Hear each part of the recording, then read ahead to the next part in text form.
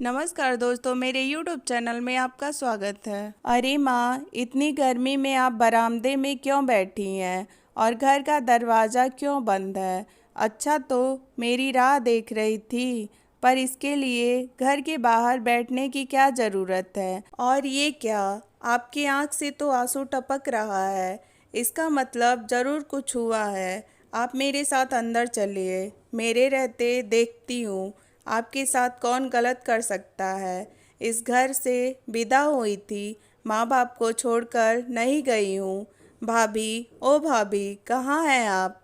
इतना कहते हुए सुधा अपनी माँ कमला जी को लेकर घर के अंदर प्रवेश की। तभी अंदर से सुधा की भाभी रानी तमतमाते हुए बाहर निकली और बोली, लो आ गई। एक परेशानी क्या कम थी जो ननद भी आ गई।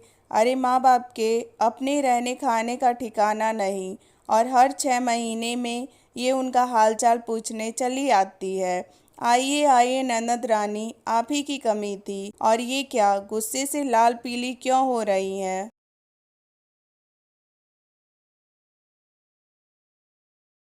सुधा बोली, भाभी आप भूल रही हैं, ये सिर्फ मेरा मायका नहीं बल्कि मेरी जन्मभूमि है। आपका जितना अधिकार इस घर पर है, मेरा भी उतना ही अधिकार है। फिर आपकी हिम्मत कैसे हुई मेरी माँ के साथ इस तरह का व्यवहार करने की? अगर आपके माँ बाप के साथ कोई ऐसा व्यवहार करे तो आपको कैसा लगेगा?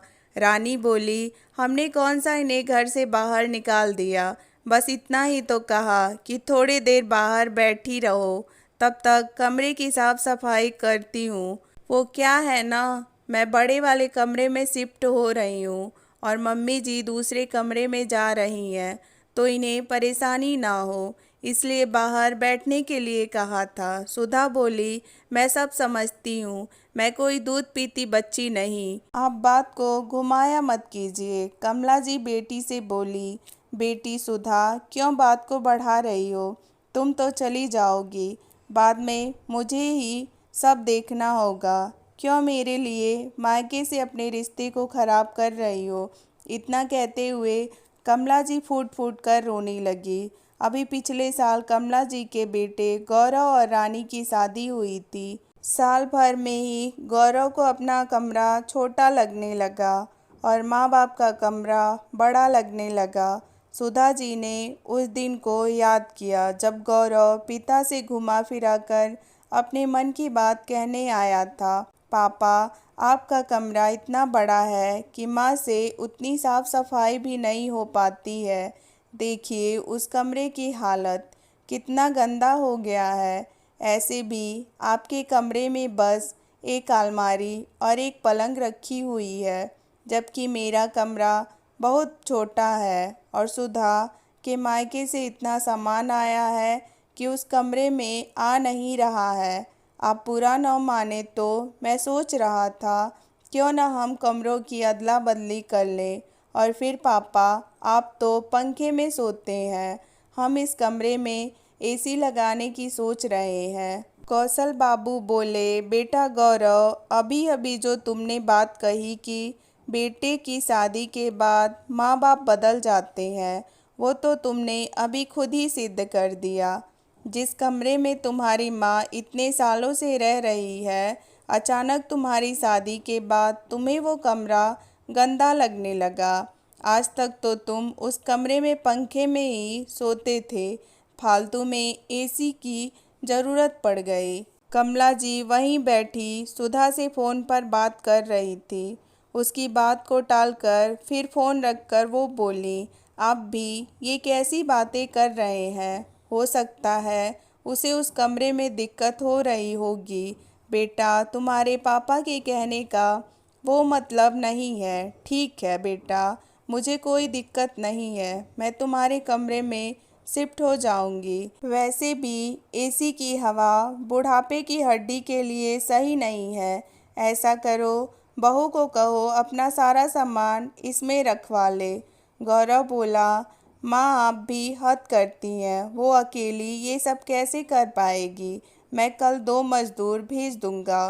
पहले तो उस कमरे की रंगाई पुताई करवाऊंगा, साफ सफाई हो जाएगी, फिर मैं अपना सारा सामान उस कमरे में लाऊंगा। समझने की कोशिश कीजिए, नई नई बीबी है, उसके लिए इतना तो करना बनता ही है। पापा बुढ़ापे में भी आपके बारे में कितना सोचते हैं, मैं अपनी पत्नी के लिए इतना भी नहीं करूं? तब तक आप अपना सारा सामान स्टोर रूम में रखवा लीजिए और गेस्ट रूम में शिफ्ट हो जाइए। कम से कम 1 हफ्ते का समय तो लग ही जाएगा। इतना कहकर गौरव वहाँ से चला गया। कौशल बाबू बोले, देखा कमला, जिस बेटे से तुम इतना प्यार करती हो, क्या समय पर वो तुम्हारे लिए करेगा? मुझे नहीं लगता है। अपना कमरा उसे देकर तुमने ठीक नहीं किया। कहीं अफवाह सच तो नहीं साबित हो जाएगी कि पत्नी के आते ही माँ बाप बेटे के लिए बोझ बन जाते हैं। क्योंकि आज पत्नी के लिए ये हमें हमारा कमरा खाली करने को कह रहा है। ऐसा ना हो कि एक दिन ससुराल वालों के लिए ये घर खाली करने को कहे। इसे हमसे ज़्यादा अपने ससुराल वालों से प्रेम है, वरना देखती नहीं हो उन लोगों से हर रोज़ बात करता है, पर अपनी बहन का हालचाल तक नहीं पूछता है। कमला जी बोली, आप ये कैसी बातें कर रहे हैं? भविष्य की बात आपको अभी से कैसे पता है? हो सकता है उस कमरे में उसे दिक्कत हो रही होगी और वो आपसे कह नहीं पा रहा हो। हमने तो अपनी ज़िंदगी जी ली, अब छोटे से कमरे में आपके साथ मुझे कोई दिक्कत नहीं होगी। वैसे भी हमारा काम पंखे या कूलर से चल जाता है। कौशल बाबू बोले, कमला, मैं तुम्हारी हर बात से सहमत हूँ, पर ये भी तो देखो, ये अपने सुख के लिए तुम्हारी तकलीफ भी नहीं देख पा रहा है। माँ की ममता अंधी होती है, ये बात तो मैंने सुना ही है।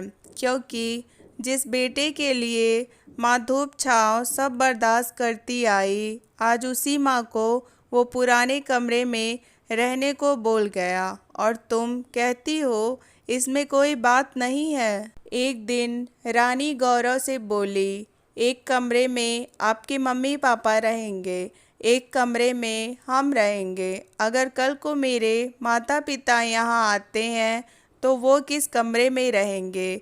मैं आपके माता पिता के साथ एडजस्ट कर रही हूँ, तो क्या आप मेरे माँ बाप के रहने की व्यवस्था भी नहीं कर सकते? पत्नी की बातों को सुनकर गौरव बोला, इतने पैसे कहाँ से आएंगे? रानी बोली, आपके बाबूजी कब काम आएंगे? लोगों को उतनी तनख्वाह नहीं मिलती जितना उन्हें पेंशन मिलती है, थोड़े पैसे उनसे निकलवाओ। पत्नी की बात सुनकर गौरव कौशल बाबू के पास पहुंच गया।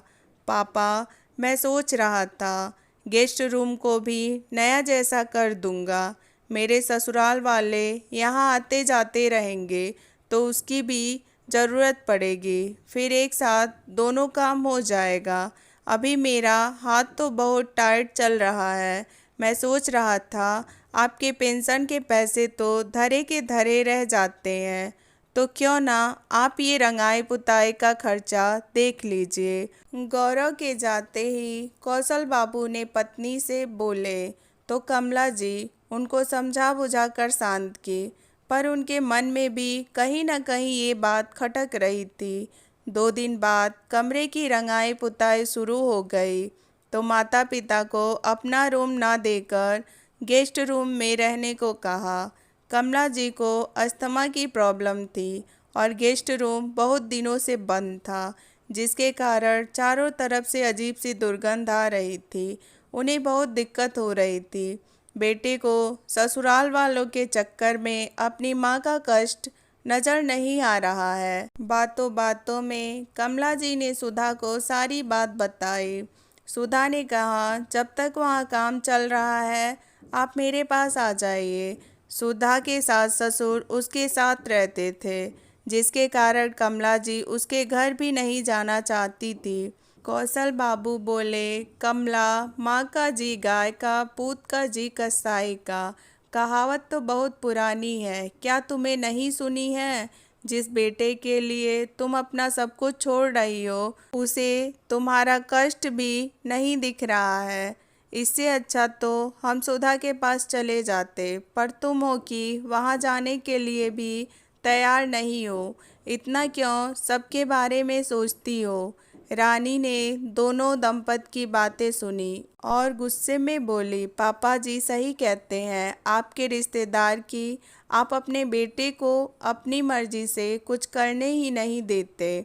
आपका बेटा अगर आप लोगों पर खर्च करे तो बहुत अच्छा, वही अगर मुझ पर या मेरे मायके वालों के लिए कुछ करे तो आप लोगों को इतना बुरा क्यों लगता है?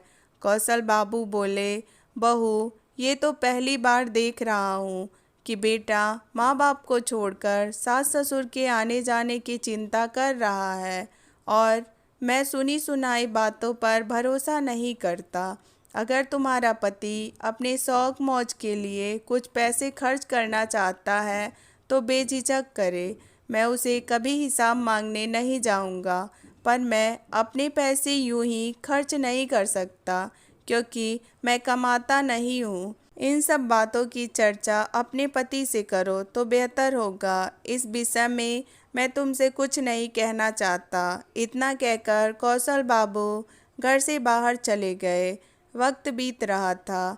रानी घूमती फिरती कमला जी को बेटे से अलग करने की बात सुनाती रहती, जिससे एक माँ का कलेजा काँप जाता था। करीब 2 हफ्ते बाद कमला जी और कौशल बाबू के बार बार कहने पर थोड़ी सी साफ सफाई हुई और वो दोनों गेस्ट रूम में फिर से शिफ्ट हो गए। अब उन्हें उसी कमरे में अच्छा लगने लगा। एक रोज़ दोनों दंपति हाल में बैठकर चाय पी रहे थे और टीवी देख रहे थे तो रानी कमला जी को बोली, मम्मी जी क्या पापा जी के साथ कमरे में बैठ सकती हैं? मेरे कॉलेज के कुछ दोस्त आ रहे हैं। कमला जी कौशल बाबू को बोली, चलिए कमरे में चलते हैं, वहीं चाय पियेंगे। कौशल बाबू ने शक की नज़र से कमला जी को देखा तो वो बोली, अरे बहू के कॉलेज के कुछ दोस्त आने वाले हैं, उसके सामने हम लोग बैठकर क्या करेंगे, तो चलिए ना हम कमरे में बैठते हैं। इतना कहकर वो उन्हें लेकर चली गई। कई घंटों तक घर में शोर शराबा होता रहा। दोनों वृद्ध दंपति को परेशानी तो हो रही थी, पर उन्होंने नज़रअंदाज किया। काम वाली सब कुछ बनाकर और अपने समय पर वापस चली गई। रानी ने बहुत कहा पर वो रुकी नहीं और चली गई। रानी कमला जी के पास गई और बोली, मम्मी जी क्या आप मेरी मदद कर सकती हैं? कौशल बाबू इशारे में कमला जी को मना करते रहे, पर कमला जी बहू की मदद करने के लिए चली गई। रानी बोली, मम्मी जी क्या आप इन सब के लिए चाय कॉफ़ी बना दीजिएगा, और हाँ कुछ बर्फ़ के टुकड़े भी लाकर रख दीजिएगा। अब हर कोई हमारी तरह चाय कॉफ़ी तो पीता नहीं है, इनके साथ किसी न किसी को तो बैठना ही होगा, तो मैं बैठ जाती हूँ। कमला जी चाय बनाकर लाई तो रानी की एक सहेली बोली, पुष्पा तुमने अपने पति को तो अपने रंग में रंग लिया, पर इस घर को और घर वालों को भी अपडेट कर दी हो। अब जाकर ये लोग तुम्हारे स्टैंड के लगते हैं। इतना कहकर वो सब हंसने लगे। उनके साथ रानी भी हंस रही थी। ये बात कमला जी को अच्छी नहीं लगी। रानी के एक दोस्त ने कहा, हे ओल्ड वुमेन, ज़रा वो बॉटल और बर्फ़ तो पास करो। कमला जी अपनी बहू का मुंह देखने लगी तो रानी बोली, दे दीजिए बॉटल और जाइए यहाँ से। धीरे धीरे समय बीतने लगा। करीब 2 साल हो गए। एक रोज़ दोनों बेटे के बचपन के दिनों की बातें करके मुस्कुरा रहे थे। तभी गौरव आया और बोला, पापा आपसे एक काम था, अगर आप बुरा ना माने तो कहो। कौशल बाबू बोले, बेटा मैं बुरा मानकर भी क्या कर सकता हूँ, और अपने पिता से कहने में क्या संकोच, जो कहना है खुलकर कहो। वो बोला, रानी के भाई की शादी तय हो गई है, लड़की इसी शहर की है। कमला जी खुश होकर बोली, अच्छा बहू ने बताया नहीं? रानी बोली, मम्मी जी कहाँ ध्यान रहता है, पूरे दिन तो आप सबकी सेवा में लगी रहती हूँ। फिर मैंने सोचा था सब तय हो जाएगा तो आपको खुशखबरी दूंगी। गौरव बोला, माँ लड़की वाले इसी शहर से शादी करना चाहते हैं, तो मैं सोच रहा था क्यों ना आप लोग 15 दिन के लिए सुधा के घर क्यों नहीं चले जाते हैं।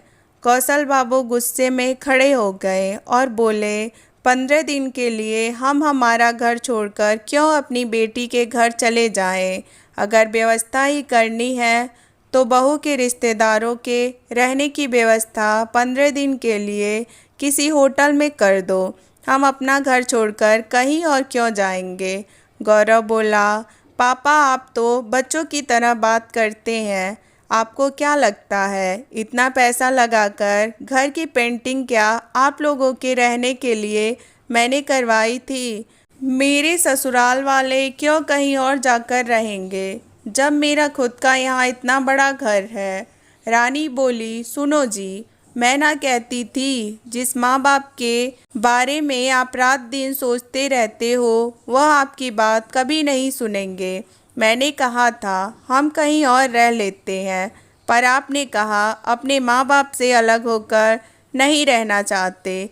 देख लिया मम्मी जी, बेटा है आप लोगों से अलग नहीं होना चाहता और आप लोग हैं बेटे की छोटी सी खुशी भी पूरी नहीं कर पाते हैं।